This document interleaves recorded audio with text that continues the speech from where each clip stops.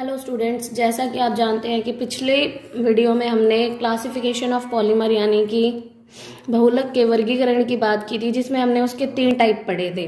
पहला था सोर्स, मतलब जिस सोर्स से उसको ऑब्टेन किया गया है, जिस स्रोत से उसको प्राप्त किया गया है, उसके बेसिस पे इसको 3 टाइप में डिवाइड किया गया था। फर्स्ट इज नेचुरल पॉलीमर, प्राकृतिक बहुलक। सेकंड इज सिंथेटिक पॉलीमर, संश्लेषित बहुलक। And third is semi synthetic polymer यानी अर्ध संश्लेषित बहुलक। तो नेचुरल पॉलीमर में क्या था, जो नेचर से ऑब्टेन थे वो नेचुरल पॉलीमर।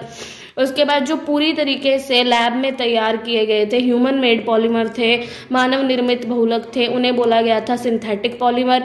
और तीसरा था सेमी सिंथेटिक, यानी जिसे नेचर से ऑब्टेन किया जाता है, प्रकृति से प्राप्त किया जाता है, बट उसकी क्वालिटीज अच्छी ना होने की वजह से उसको लैब में हमने सुधारा था, जिसके मैंने एग्जाम्पल्स बताए थे। वल्केनाइज्ड रबड़ जो था, वल्कनीकृत रबड़, इसके अलावा रेयन था, सेलुलोज एसीटेट बोलते हैं जिसे।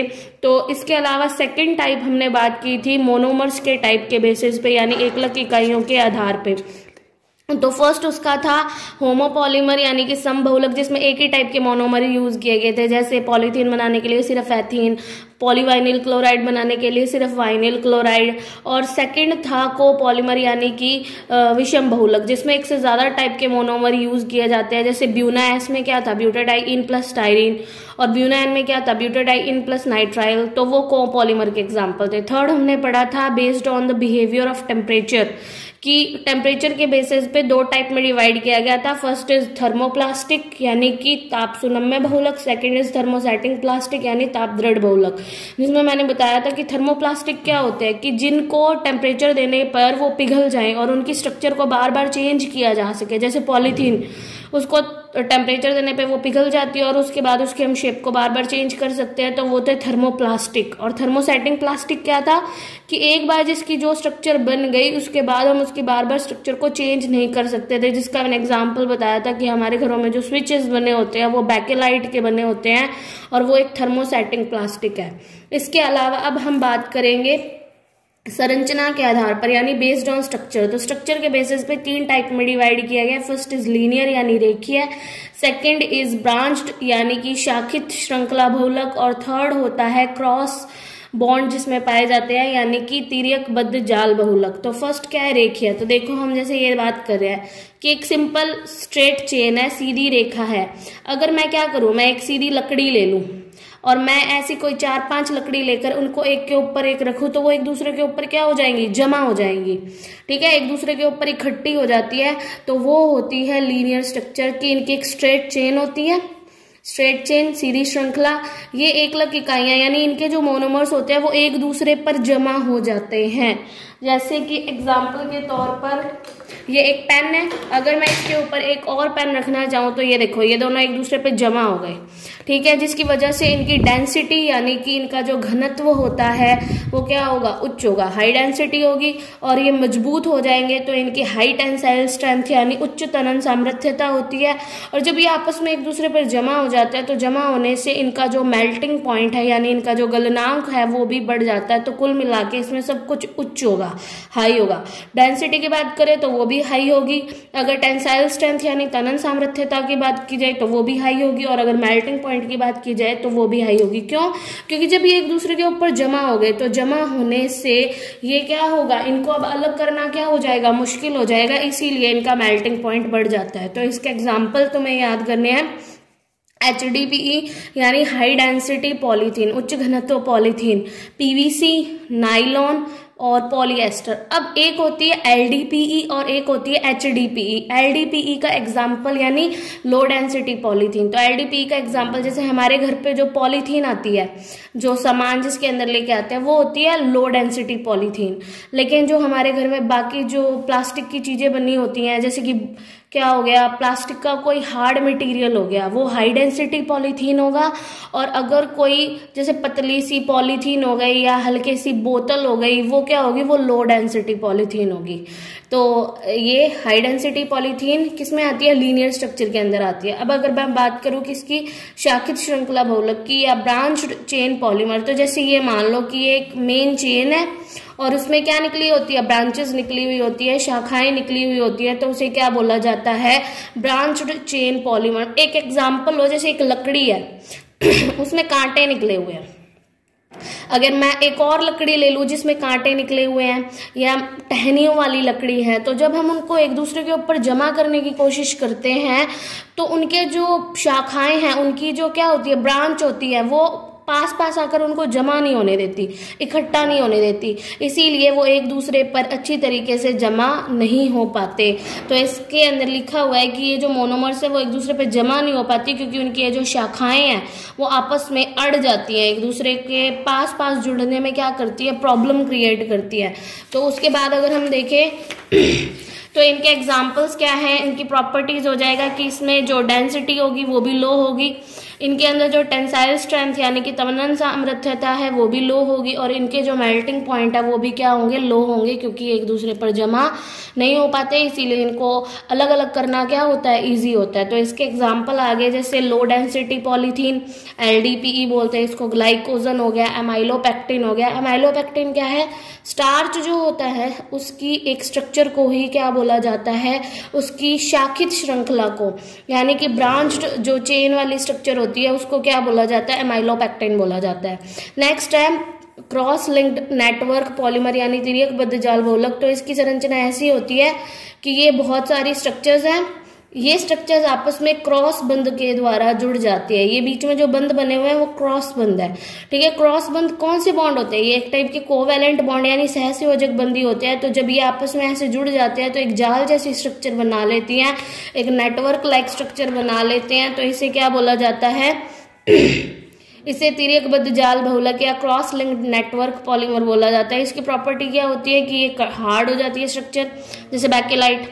बैकेलाइट क्या होता है, जो हमारे घरों में स्विच बोर्ड होते हैं बैकेलाइट, वो हार्ड होते हैं, ठीक है, दृढ़ मजबूत होते हैं। और ब्रिटल, ब्रिटल का मतलब क्या होता है कि अगर मैं उसको ऊपर से फेंकूंगी तो क्या हो जाएगा, टुकड़े हो जाएगा, या उसके ऊपर कोई चोट मारेंगे तो ब्रिटल यानी भंगुर होते हैं, जिसकी वजह से इनके आराम से छोटे छोटे टुकड़े हो जाते हैं। तो इसका एग्जाम्पल है वल्केनाइज्ड रबड़।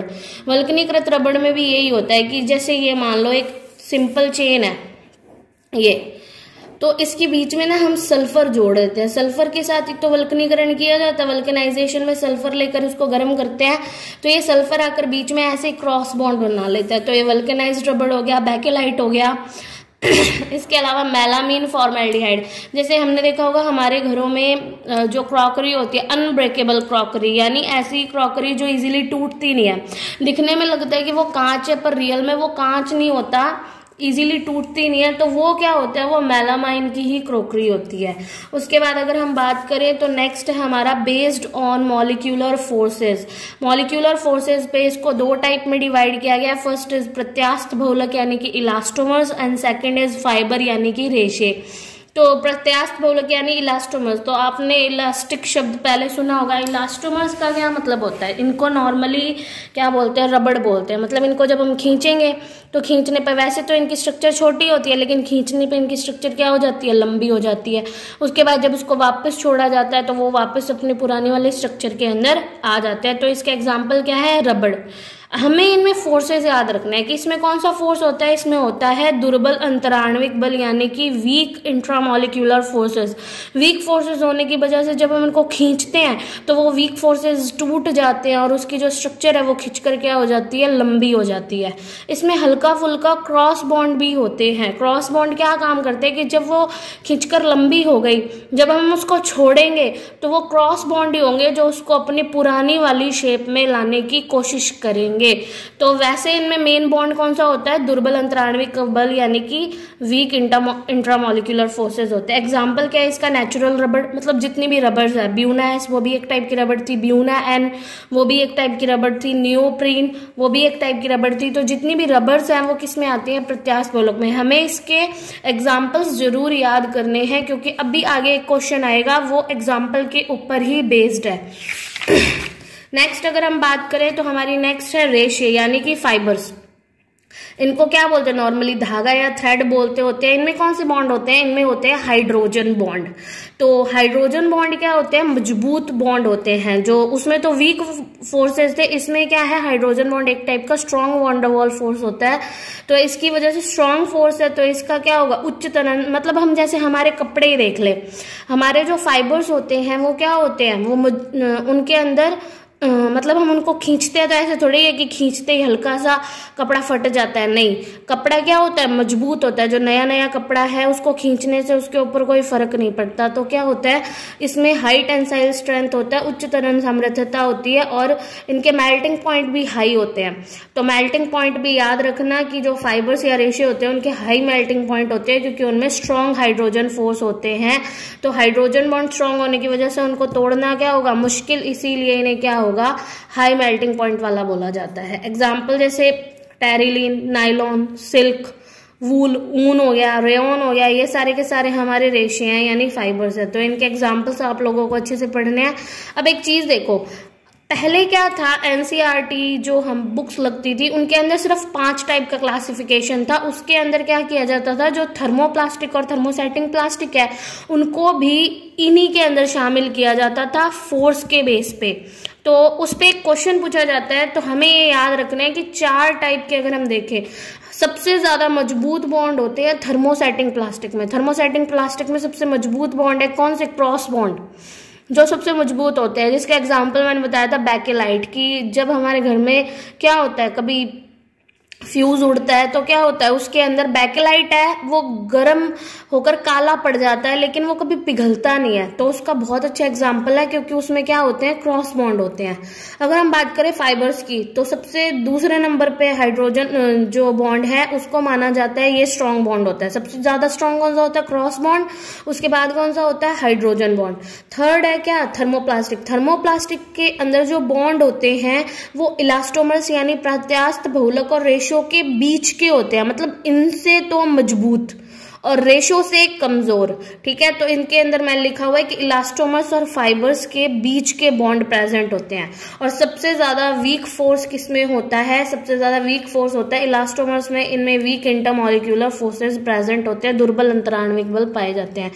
तो हमें करना क्या है, हमें ऐसे कोई क्वेश्चन दे दिया जाएगा और बोला जाएगा कि इनको इंक्रीजिंग ऑर्डर में या फिर डिक्रीजिंग ऑर्डर में, यानी कि बढ़ते क्रम में या फिर घटते क्रम में, किसके बेसिस पे, बलों के बेसिस पे, फोर्सेस के बेसिस पे इनको क्लासिफाई करो। तो जैसे एग्जांपल दे दिया पीवीसी, नाइलॉन 66, ब्यूनास और बेकेलाइट। तो हमें ये पता होना चाहिए ना कि ये किसका एग्जाम्पल है। मेरे को पता है तो भी तो मैं बता पाऊंगी। पीवीसी किसका एग्जाम्पल होता है, पीवीसी होता है थर्मोप्लास्टिक का। नाइलॉन 66 किसका होता है, नाइलॉन 66 होता है रेशो का यानी कि फाइबर्स का। ब्यूनास एक टाइप की रबड़ है तो ये इलास्टोमर का एग्जाम्पल। और बेकेलाइट किसका एग्जाम्पल होता है, वो होता है थर्मोसेटिंग प्लास्टिक का। तो कुल मिला के तुम्हें इन सब के एग्जाम्पल्स पता होने चाहिए, क्योंकि पहले तुम इनको पहचानोगे और फिर क्या करोगे, उसके बेसिस पे इनको इंक्रीजिंग या डिक्रीजिंग ऑर्डर के अंदर लिखोगे। तो हमने पहचान लिया कि ये क्या है, ये थर्मोप्लास्टिक है, ये रेशे यानी फाइबर्स है, ये क्या है, ये इलास्टोमर्स यानी प्रत्यास्थ बहुलक है, और ये क्या है, ये ताप दृढ़ बहुलक यानी कि थर्मोसेटिंग प्लास्टिक है। तो सबसे पहले क्या होगा, सबसे पहले सबसे कमजोर आएगा कौन सा, ब्यूनास, क्योंकि सबसे कमजोर कौन है, प्रत्यास्थ बहुलक। तो सबसे पहले हमने ब्यूनास लिखा। उसके बाद कौन है, उसके बाद है ताप सुनम्य बहुलक यानी कि थर्मोप्लास्टिक। तो थर्मोप्लास्टिक का एग्जाम्पल क्या है, पीवीसी, तो इसके बाद पीवीसी आएगा। उसके बाद मजबूत किस में होते हैं, फाइबर्स में यानी रेशो में। तो फाइबर्स यानी रेशो का एग्जाम्पल नाइलॉन 66, तो नाइलॉन 66 आएगा।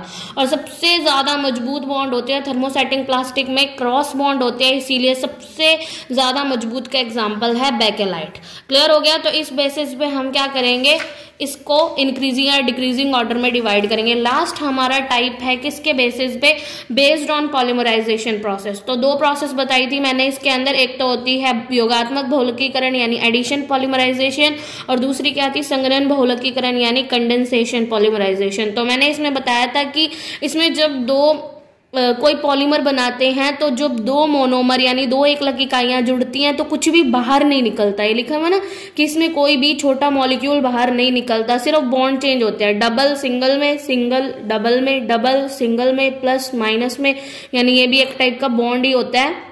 डबल, फिर सिंगल में, फिर कॉर्नर के बॉन्ड हमने खाली किए और एन लगा दिया। तो इसमें सिर्फ ये जुड़े, आपस में कुछ भी बाहर नहीं निकला। तो जब 2 मोनोमर सिर्फ जुड़ने का काम करती है और कुछ भी बाहर नहीं निकलता तो उसे क्या बोला जाता है, एडिशन पॉलीमराइजेशन। और सेकंड क्या था, संघनन बहुलकीकरण, जिसमें मैंने बताया था कि जब 2 मोनोमर्स जुड़ेंगे तो बीच में से कोई छोटा मॉलिक्यूल भी बाहर निकलेगा, जैसे नाइलॉन 66। उसमें जब हेक्सामेथिलीन डाई एमीन और एडिपिक एसिड को जोड़ा गया था तो बीच में से भी H2O बाहर निकला था और कॉर्नर पे से भी H2O बाहर निकला था।